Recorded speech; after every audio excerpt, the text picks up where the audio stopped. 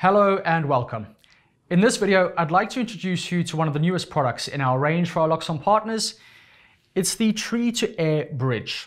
Whether you're looking to expand the air range in an existing installation or add the option of being able to use Loxon Air devices in an installation altogether, this is your go-to device.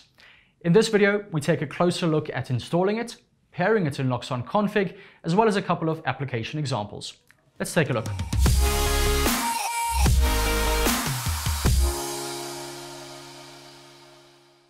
The Tree-to-Air Bridge can be added to a new or existing run of tree cable.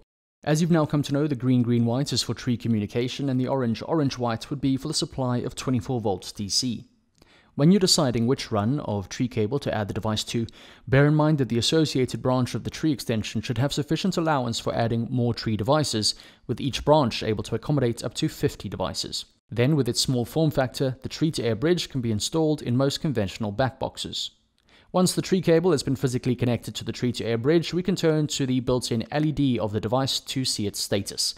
If it flashes orange, the device has not yet been paired in config, but it's otherwise good to go. If it flashes red, we recommend to check the wiring. Now we can turn to Loxon Config for the pairing. To do this, simply select the associated tree branch and do a tree device search, select the installation location and give the device a suitable name.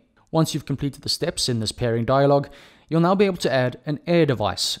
With the recent version of the Loxon app, you can also add air devices directly from within the app. Now that we have seen how to install and commission the Tree-to-Air Bridge, let's take a look at a couple of examples where it might be useful. Here we have a house where Loxon Tree has been used as the main interface, with the addition of an airbase extension in the cabinet to allow for some additional air devices to be used in the recreational area, themselves creating their own mesh network.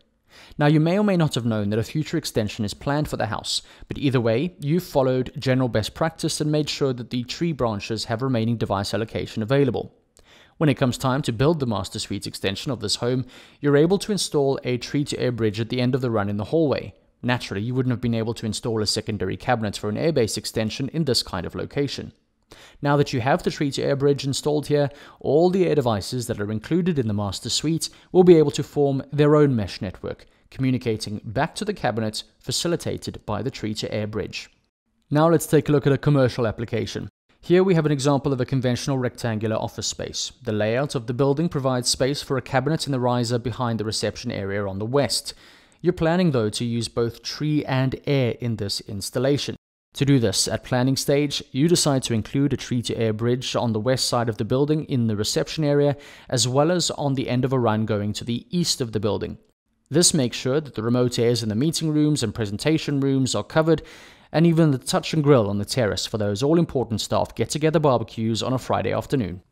And there you have it. We hope this video has shown you how versatile and useful this little device is.